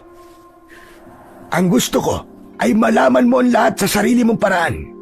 At kapag nalaman mo ng katotohanan, ay huwag mo sanang hayaan na pangunahan ka ng iyong emosyon. Ang gulo niyo naman po. Pero nagulat po talaga ako nang bumalik ako rito. Hindi ko po akalain na may sakit po pala si Papa. Mabuti na lang po at nandito si Tito Hector. Siya po nag-alaga kay Papa nung wala ako rito. Sana po talaga ay mapagaling pa si Papa nung gamot na pinapainom sa kanya ni Tito. Ano ka mo? May gamot na pinapainom si Hector kay Lorenzo? Meron po. Nakalagay po yun sa maliit na bote na kulay puti. Nasaan ang bote yun? Hindi ko po alam Si Tito po nagtatago nun Pero siguro po nasa kwarto niya yun. Pag mabuti pa, balikan mo muna ang papa mo. May hahanapin lang ako sa kwarto ni Hector. Ano po nga hanapin niyo ron? Basta, huwag ka ng maraming tanong. Yung sinabi ko sa iyo huwag mong kakalimutan. Hindi dapat malaman ni Hector na buhay pa ako at nag-uusap tayong dalawa. At yung gintong kaliskis ng dragon, Kailangan makita mo na yon sa lalong madaling panahon. Sige na, balikan mo na ang papa mo. Madali ka! Napakamot na lang ako sa likod ng aking ulo. Iniwanan ko na si Mang Isko at nagpunta na ako sa ikalawang palapag ng aming bahay. Binalikan ko si Papa sa kanyang silid at kinuha ko ang aklat na binabasa ko sa kanya. Maya-maya pa ay sinimulan ko na ang pagbabasa ng malakas habang si Papa naman ay nakikinig sa akin. Hapon na nang bumalik si Tito Hector. May dala siyang ulam para sa hapunan namin mamaya.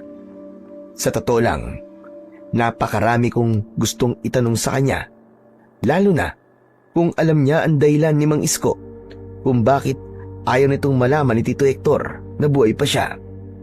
Pero pinigilan ko ang aking sarili. Naniwala ako na may magandang dahilan si Mang Isko kung bakit niya yon ginagawa. Pagkatapos namin maghapunan, ay inihanda na ni Tito Hector ang pagkain ni Papa. Muli siyang nagtimpla ng gatas at nilagyan niya yon ng gamot. Tito, hindi pala nainom ni Papa yung gatas niya kaninang umaga. Ayaw niya kasing inumin eh. Ano ka mo? Bakit di mo siya pinilit? Napaka-importante ng gatas na yon dahil doon nakahalo ang gamot niya. Pasensya na po kayo. Naawa po kasi ako sa kanya eh. Parang ayaw niya po talaga ng gatas eh. Anak ng putya. Napakatigas talaga ng ulo ni Kuya. Hayaan mo na. Ako na lang ang palaging magpapakain sa kanya para makasiguro tayo na maiinom niya ang gamot niya. Matapos yun, ay dinala na ni Tito Hector sa kwarto ni Papa ang pagkain. Ako naman ay inihanda ko na ang mga gagamitin ko para sa pagbabantay namin mamaya. Ipinagdasal ko rin na sana ay matapos na ang kaguluhan sa aming barangay at gumaling na si Papa sa kanyang sakit. Gusto ko pa kasi siyang makasama ng matagal at ipinangako ko sa aking sarili na sa sandaling humaba pa ang buhay niya ay babawi ako sa kanya ng gusto. Ilang linggo pa ang lumipas at patuloy pa rin kami ni Tito Hector sa pagbabantay tuwing gabi sa aming lugar. May mga gabi na tahimik pero meron ding hindi dahil may mga aswang na sumasalakay. Napansin ko na tila hindi nauubos ang mga aswang na sumasalakay sa aming lugar. Kapansin-pansin din na tanging ang barangay lang namin ang nakakaranas ng ganun habang ang mga kalapit naming barangay ay hindi. At nang dahil doon ay isang teorya ang aking nabuo.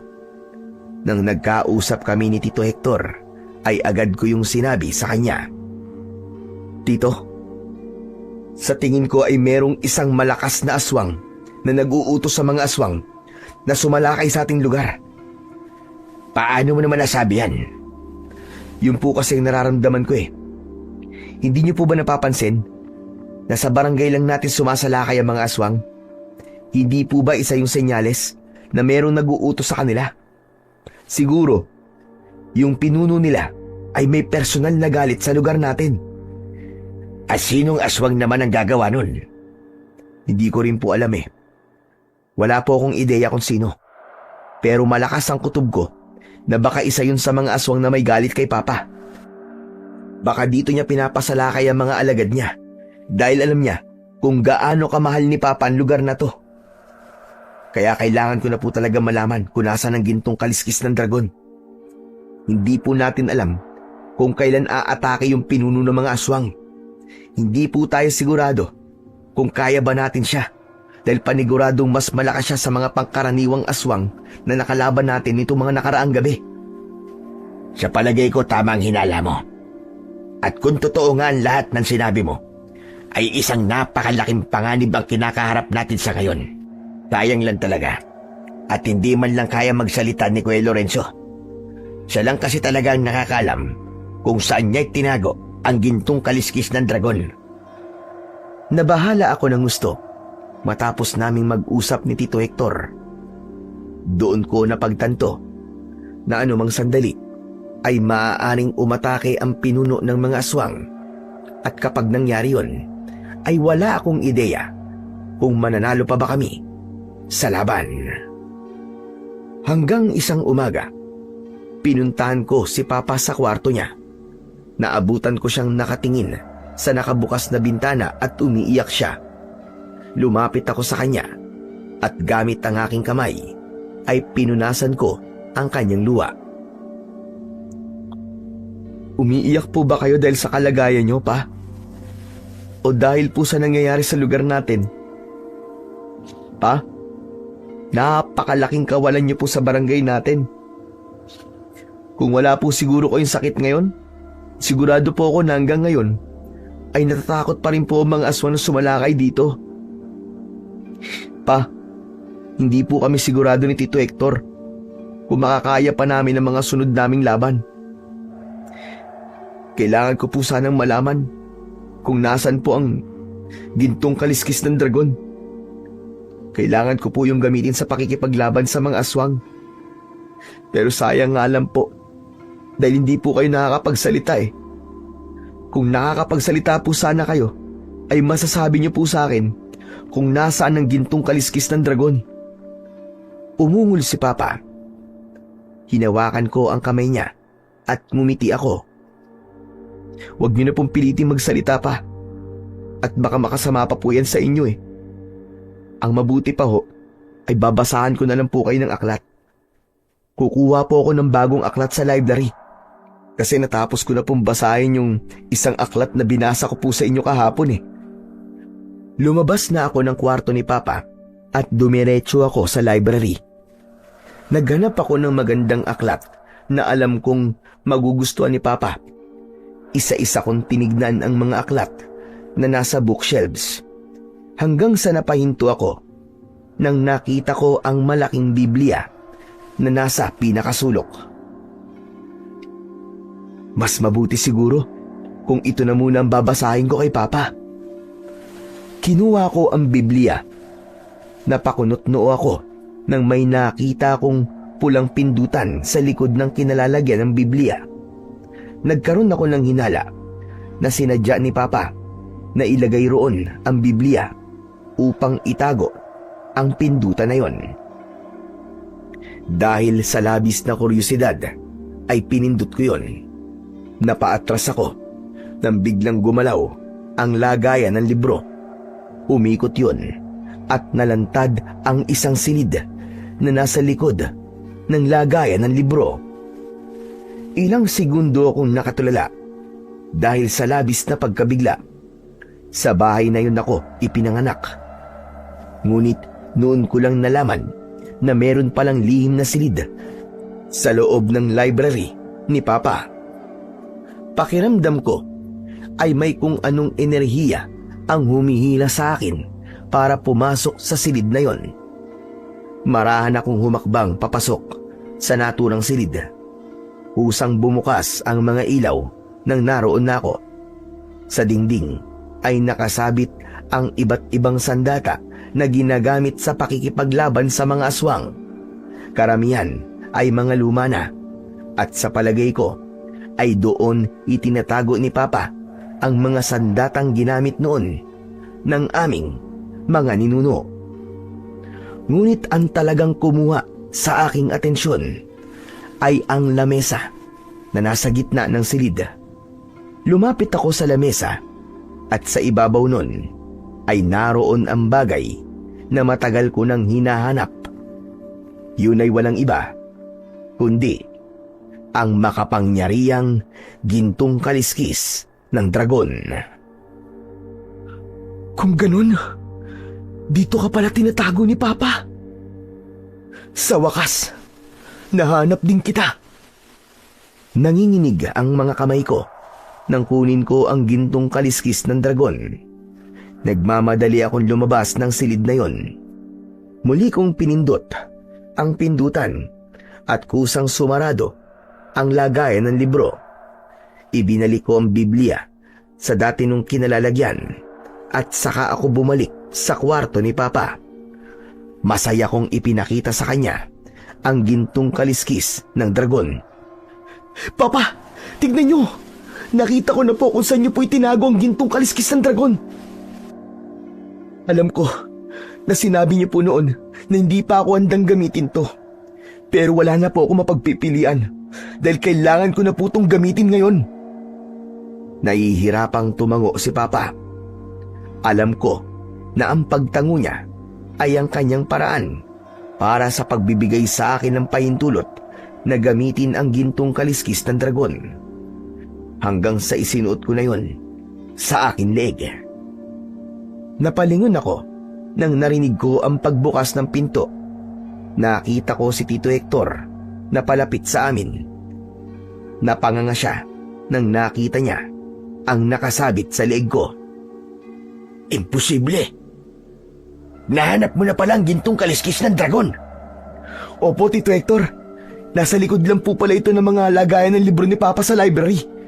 Kahit nga ako nagulat na may ganun pala sa bahay natin. Ngayon nasa akin na to, ay hindi na ako natatakot kahit umatake pa rito ang pinuno ng mga aswang.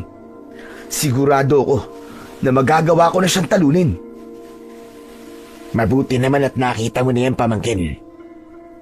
Masaya ako para sa'yo. Oo nga pala, mamayang gabi ay hindi ako makakasama sa'yo sa pagbabantay. May importante kasi akong pupuntahan Ayos lang po. Mas malakas na po ang loob ko na makipaglaban sa mga aswang. Kasi nasa akin na po ang makapangyarihang agimat ni Papa. Nakangiting tumango si Tito Hector at pagkatapos ay lumabas na siya ng silid na yon. Binalikan ko si Papa ng tingin at nangako ko sa kanya na ako ang tatapos ng kaguluhan na nangyayari sa aming lugar. Sinabi ko rin sa kanya na dapat ay magpagaling na siya dahil kailangan ko siya at kailangan siya ng aming baryo.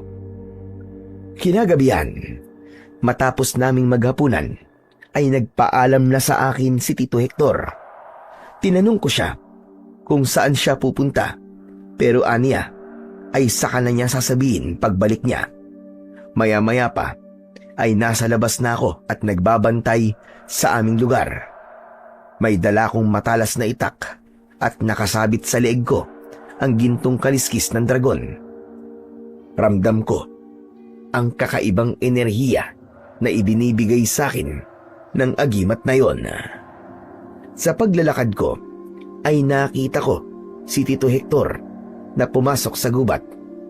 Kahit malayo siya sa akin, ay hindi ako maaaring magkamali na siya yon. Nagtaka ako kung ano ang gagawin ni Tito Hector sa gubat. Kaya naman, naisipan ko na sundan siya. Makalipas ang halos kalahating oras, ay huminto si Tito Hector.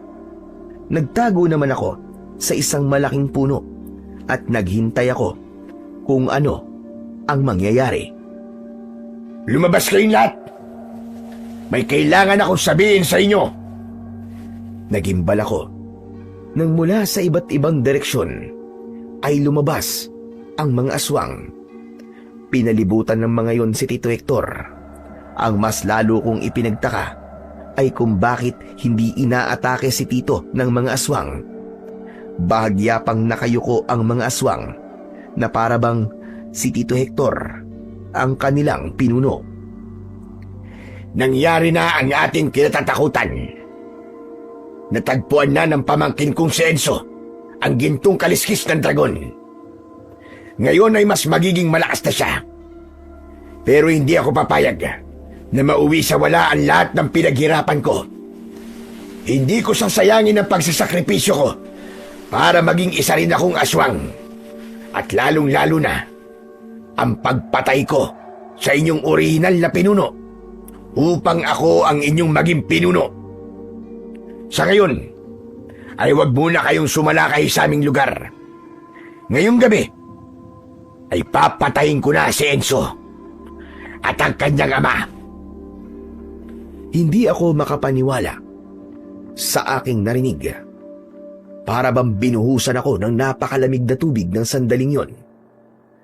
Agad kong nakuha ang ibig sabihin ng mga sinabi ni Tito Hector. Nagmamadali akong tumakbo pabalik sa aming bahay. Dahil ang unang pumasok sa isip ko ay si Papa. Kailangan ko siyang protektahan mula kay Tito Hector. Pagdating ko sa bahay, ay agad kong pinuntahan si Papa sa kanyang kwarto. Hindi ko na siya inabala dahil natutulog siya. Hindi ako mapakali. Palakad-lakad ako. Hindi pa rin ako makapaniwala na si Tito Hector pala ay umanib sa mga aswang upang maging aswang din siya. At pinatay niya ang pinuno ng mga aswang upang siya ang pumalit dito sa pagiging pinuno ng mga aswang. Kung ganun, sinadya ni Tito na umalis ako para magawa niya ang lahat ng plano niya. Ngayon ay naiintindihan ko na si Mang Isko kung bakit ayaw niyang ipaalam kay Tito Hector na buhay siya. Dahil malamang si Tito Hector nga ang nagpapatay sa kanya. Maya-maya pa ay bumukas ang pinto ng silid ni Papa. Pumasok si Tito Hector. Nang sandaling yon, ay iba na ang tingin ko sa kanya. Hindi na siya ang Tito Hector ko na mabait at palaging nakasuporta sa akin. Hanggang diyan ka na lang, Tito Hector. Alam ko na ang lahat. Narinig ko ang lahat ng sinabi mo sa gubat, sa harapan mismo ng mga aswang. Walang yaka, Tito. Napaka-demonyo mo. Niloko mo kaming lahat. Bakit mo ito nagawa sa amin? Kung ganun, wala na pala akong may tatago sa'yo. At tinatanong mo kung bakit ito ginawa. Sisihin mo ang tatay mong ubod ng yabang. Ang lahat ng ito ay parte ng pag-iiganti ko sa kanya. Dahil mula pagkabata, ay palagi niya na akong minamaliit porke mas magaling siya sa akin. Ngayon, sino na ang mas magaling sa aming dalawa? Hindi ba't ako? At oo, aaminin ko na unti-unti kong nilalaso ng tatay mo, Enzo. Ang gamot na nilalagay ko sa gatas niya ay hindi gamot, kundi isang lason na papatay sa kanya ng paunti-unti. Hayop ka! Hindi kita mapapatawad! Sa isang kisap mata, ay nag-anyong aswang si Tito Hector. Sinugod niya ako gamit ang kanyang matutulis na mga kuko, pero nagawa ko siyang maiwasan.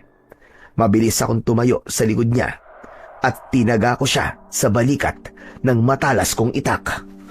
Humarap ang aswang sa akin at sinunggaban niya ang braso ko gamit ang matutulis niyang mga ngipin. Malakas ako napasigaw dahil sa labis na sakit hanggang sa nabitiwan ko ang aking itak. Sinakal ako ng aswang at itinaas niya ako. Paigpit ng paigpit ang kamay niya sa akin leg at unti-unti kong naramdaman na kinakapos na ako ng hininga. Ang akala mo ba ay may laban ka sa akin dahil nasa iyo na ang gintong kaliskis ng dragon? Wala ka pa rin laban sa akin, Enzo. Dahil ang totoo ay mahina ka. Walang kahit nanong agimat ang magagawang palakasin ka. Pakawalan mo ako! Papatayin kita! Papatayin kita! Ikaw ang papatayin ko. At pagkatapos kitang patayin, ang tatay mo naman ang isusunod ko para magkasama na kayo sa impyerno.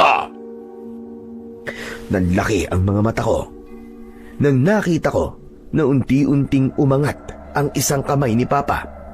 Hindi yun nakikita ni Tito Hector dahil nakatalikod siya. Inabot ni Papa ang lumang pambukas ng sulat na nakapatong sa lamesa na nasa tabi ng kama. Yun ay gawa sa magandang uri ng tanso at halos kasing haba lamang ng ballpen. Pero meron yung matulis na dulo. Nang nakuha ni Papa ang pambukas ng sulat, ay buong lakas niya yung ibinato sa aswang. Natigilan ng aswang nang bumaon yun sa kanyang batok. Nabitiwan ako ni Tito Hector at malakas akong bumagsak sa sahig. Humarap naman ang aswang kay Papa at hinugot nito ang pambukas ng sulat na nakabaon sa kanyang batok. Ano nangyari? Bakit nakakagalaw ka na? Hindi ako papayag. Napatayin mo ang anak ko. Hayop ka! Galit na naglakad ang aswang palapit kay Papa. Sinamantala ko ang pagkakataon na yon. Dinampot ko ang itak at sumampa ko sa likod ng aswang. Walang pagdadalawang isip na ginilitan ko sa leeg ang aswang. Sumirit ang kanyang dugo at agad siyang bumagsak sa sahig. Nangisay ng sandali ang kanyang katawan habang bumubula ang kanyang bibig. At hindi nagtagal ay tuluyan na siyang binawian ng buhay. Binitiwan ko ang itak at dumapit ako kay Papa. Hinawakan ko ang mga kamay niya. Pa? Totoo ba? Nakakagalaw at nakakapagsalita ka na? Dahil pinalitan ko ng tubig ang lahat ng bote ng lason na meron si Hector sa kanyang kwarto.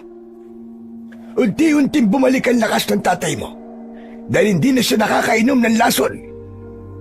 Nagulat ako sa biglang pagdating ni Mang Isko. Lumapit siya sa amin at sinipa niya ang katawan ng aswang. Walang hiya ka, Hector! Traidor ka! Demonyo kang hayop ka! Mabuti na lang at hindi ka nagtagumpay na sinubukan mo kung patayin. Ano? Ibig niyo po ba sabihin ay alam niyo na po na isang aswang si Tito Hector? Pero bakit di niyo po sinabi sa akin kagad? Nang sa ganun napagandaan ko sana. Dahil kilala kita. Alam ko na kapag sinabi ko sa iyo ang lahat ng kasamaang ginagawa ni Hector, ay mangingibabaw sa iyo ang emosyon mo. Hindi ka makapag-iisip ng maayos at sigurado ko na agad mong kukomprontahin si Hector. Isa pa, wala pa sa iyo ang gintong kaliskis ng dragon ng panahon na yon. Kaya malaki ang posibilidad na magtatagumpay si Hector na patayin ka. Agad ko namang naunawaan si Mang Isko matapos niyang magpaliwanag. Matapos yun, ay maluwa-luwa kong niyakap si Papa. Sigurado ko na simula sa gabing yon ay magiging maayos na ang lahat.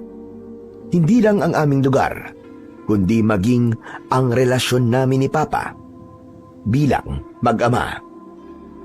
Sa kabila ng lahat ng kasamaan na ginawa ni Tito Hector, ay mabigat pa rin sa dibdib ko na kinailangan ko siyang patayin. Patuloy ko namang inalagaan si Papa at hindi rin nawala si Mang Isko sa aming tabi. Labis ang pasasalamat ko kay Mang Isko dahil kung hindi niya ako nakita nung palaboy ako sa malayong lugar, malamang ay nagtagumpay si Tito Hector sa lahat ng masasama niyang balak. At simula nang mamatay si Tito Hector, ay wala na ring aswang ang sumalakay pa sa aming lugar. Hinala ko ay naramdaman ng mga yon na patay na ang kanilang pinuno, kaya natakot na silang manggulo. Sa mga panahong yon ay mas naunawaan ko na si Papa. Napagtanto ko na hindi dahil maigpit ang isang magulang ay wala na itong pagmamahal sa anak. Iba-iba lang ang paraan ng bawat magulang sa pagpapakita ng pagmamahal. Nang tuluyan ng lumakas si Papa, ay ibinalik ko na sa kanya ang gintong kaliskis ng dragon. Ngunit hindi niya yun tinanggap at sinabi niyang ipinapamana niya na yun sa akin. At pagkatapos ng lahat, ay tuluyan ng naging maayos ang pagsasama namin mag-ama. At sa unang pagkakataon, ay naramdaman kong hindi na ako nabubuhay sa anino niya, kundi sa sarili ko ng pagkatao. Hanggang dito na lamang po ang aking kwento, Sir Blair. At sana po ay kinapulutan niyo ito ng aral. Ang pagmamahal ng isang ama sa kanyang anak ay hindi laging nasusukat sa lambing at matatamis na salita, kundi sa mga sakripisyong tahimik niyang pinapasan.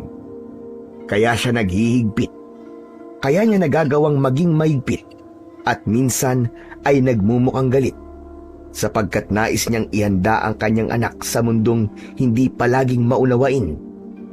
Hindi niya ginugustong makita ang anak na nahihirapan, ngunit pinipili niyang iparanas ang hirap habang siya'y nariyan upang sa pagdating ng tunay na pagsubok, alam na ng anak kung paano tumayo, lumaban at magpatuloy. Ang pagmamahal ng anak sa ama ay may hangganan, subalit ang pagmamahal ng isang ama sa kanyang anak ay walang katumbas at walang kapantay. Walang ama ang nagnanais na masaktan ng kanyang anak.